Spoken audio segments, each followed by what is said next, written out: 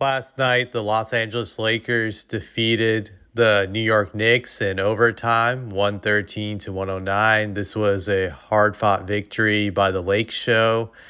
I think probably a very important win by the Lakers since they've been beating a lot of cream puff teams, and I think obviously this was probably one of their statement wins of the year. But we'll see how it plays out when they go up against the Celtics. Hopefully, a Celtics team at full strength. Anyways, the biggest headline though of this win was the confrontation LeBron and Stephen A. Smith got into during the game. I don't know when it happened, if it was during the game or afterwards, but there's a clip that's gone viral in which LeBron James is yelling at Stephen A. some stuff, and we all assumed that it was probably about Stephen A. criticizing his son Bronny, and Stephen A. then confirmed this earlier today. Why LeBron was upset was because Stephen A. had spoken out against Bronny in the sense that he said that LeBron put Bronny in a difficult position to succeed, that he put a lot of pressure on Bronny that wasn't necessary when he said, for example, when he said that LeBron said a year ago, and this is true, Stephen A's not making this up, that LeBron had said that Bronny was better than half of the players in the league, and that whoever drafts Bronny will get his services because that's how good Bronny is, and plus he wants to play with his son.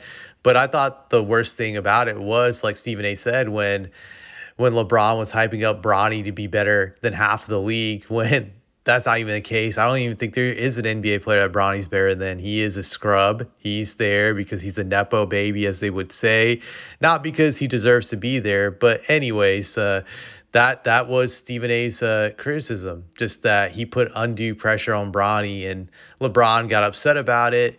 And what I'll say about this is, first off, I have never been a fan of Stephen A. Smith.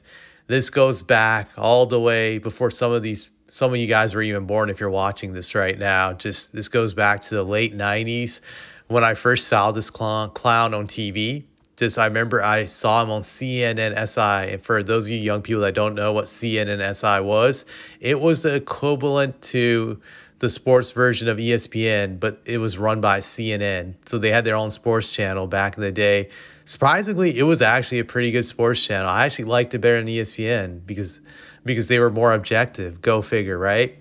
But getting back to that, I just remember seeing Stephen A. Smith on CNN SI back then. And back then, he was like a lowly correspondent, not a guy that got much airtime.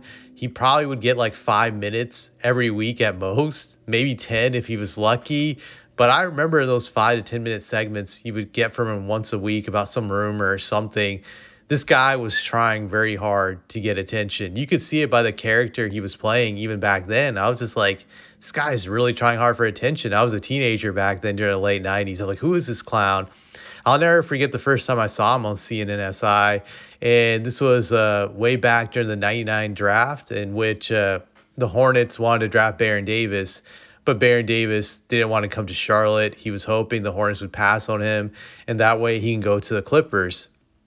And I remember Stephen A. said, well, my sources tell me the Charlotte Hornets, they're going to draft Baron Davis. And they don't care if he doesn't want to come to Charlotte. They're not gonna do what he wants them to do.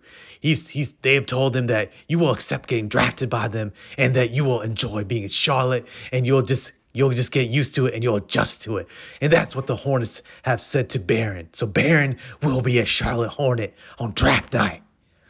I remember when he said that rant, I was like, who is this motherfucker? He just seems weird and out there. Just this guy is like auditioning for some kind of TV acting role or something on some show. Just I remember that was the first time I saw him, and I just didn't like him. I can be honest. I just disliked him. And then my dislike for him became hatred during like the early 2000s. As some of you may know, I am a Spurs fan. And I remember just all the vitriol Stephen A. had for the Spurs during the 2000s when he was on ESPN, when ESPN first got the NBA. He was on Countdown. Unfortunately, 20 years later, he's still there. Sucks. But I just remember all the criticism and just how he would go at Tim Duncan. This is before Duncan was really proven, before Duncan was a 5-time champion. that he would just go right at him, would discredit him. I remember after D. Robinson retired, him saying, well, Tim Duncan will never win another championship again without the Admiral. He's not going to do anything now. He's never going to be a champion. God, my fucking throat hurts doing his imitation. But I remember that and just how stupid I thought it was at the time. And then I remember him going in on guys like Rasho Nesterowicz, where he would say, Rasho Nesterowicz should not be in this league. He is pathetic. He is garbage. He doesn't even deserve to be on the court playing this game. I remember when he would do that shit, he started all this like xenophobia for like foreign players. It was really started by him. But I think my hatred really capped off for him was really during the 2005 NBA Finals when the Spurs had lost 2 games in a row to the Pistons and the series was tied 2-2. And Stephen A. would say,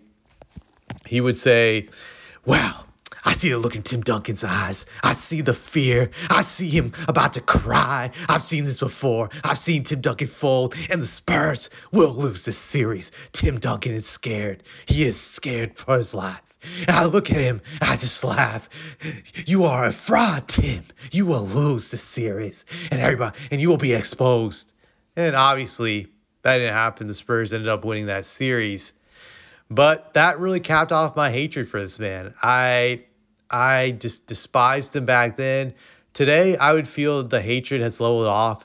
Granted, I'm older now. I was a very young adult teenager when he first started his career. Do I hate Stephen A? No, but do I view him as a clown? And I would say yes, I do. This guy is very clownish. He's very cartoony. And he's like this fake, like tough guy, I would say, in the sense that he says that he's always going to go in on guys and, criticize them, and that he's for all the smoke, just that he's all about that smoke. But he really isn't. He's what some of these old people would call a punk mark buster.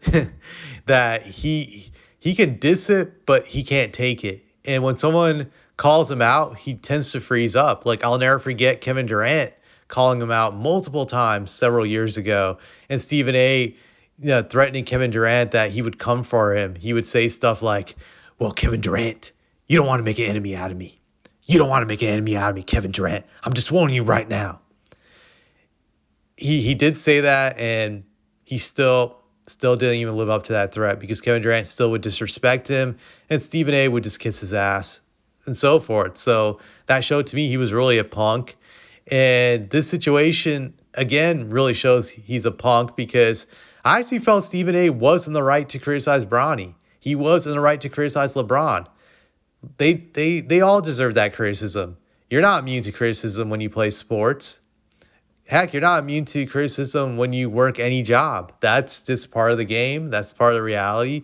If you don't like that criticism, you could always work for yourself.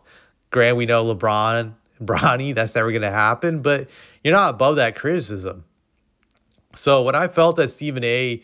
basically issued his statement today on his show First Take, that it was a bunch of word salad, and I felt he was coping please, as they say, that he was basically just begging LeBron to not go too hard against him, which I thought was stupid, because there was nothing wrong with what Stephen A. said. All Stephen A. kept on saying afterwards is like, well, I respect LeBron as a father.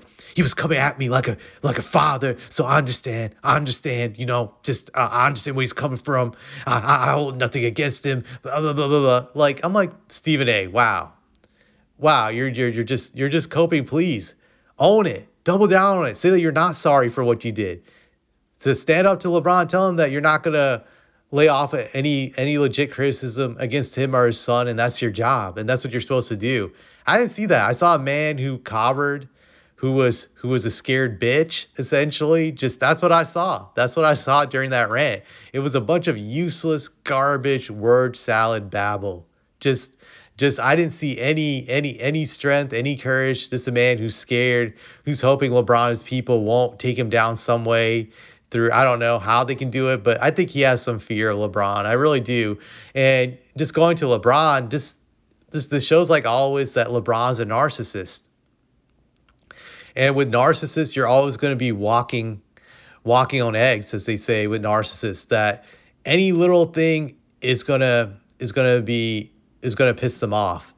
Just anything you say can piss them off. Heck, you could say that you love chocolate chip cookies in front of a narcissist, and they'll find some stupid reason to attack you about that. They'll be like, "Hey, how dare you say you like chocolate chip cookies? Are you crazy? Are you fucking stupid? Yeah, they're cinnamon cookies too. You fucking dumbass. Cinnamon is better than chocolate chip. You fucking idiot."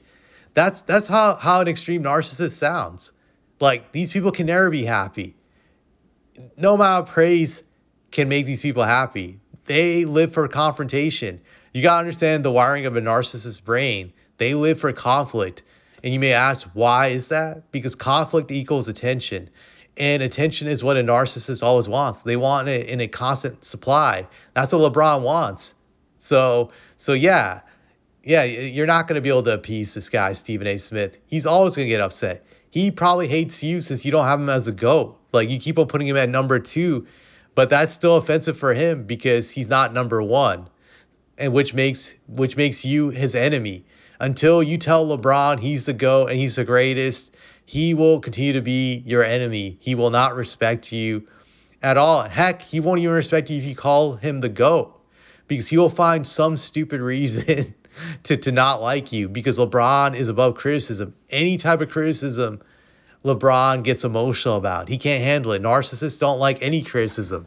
Even the slight minute criticism, if you tell them something like, hey man, that shirt you have, it doesn't look good. You should change it and get a new shirt. Like, I can tell you the shirts you can buy that are better than what you have. You even say it in a nice way like that, they'll still get emotional and angry. These people cannot accept criticism. So I felt Stephen A. punked out with LeBron. He didn't want that smoke. Maybe his bosses at ESPN, which I call LSPN, the Lakers Sports Network, because that's who they are.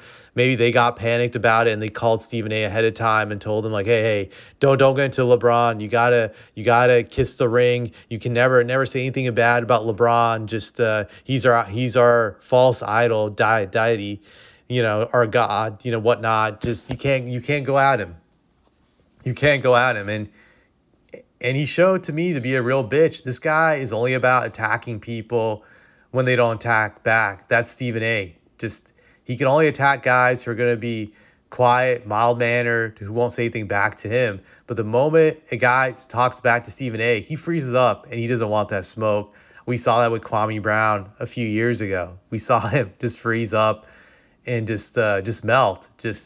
And we've seen that with Kevin Durant in the past. Now we're seeing it with LeBron. This guy can only attack like players, like foreign players, like the example I gave you, Rasha Nesterovic. A guy like Tim Duncan, who was my favorite player of all time, but Tim Duncan was mild-mannered. He was not a guy to respond back to attacks, and Stephen A. knew that. Hence why he used to attack him all the time back in his prime, his heyday. But that's all I have to say about this.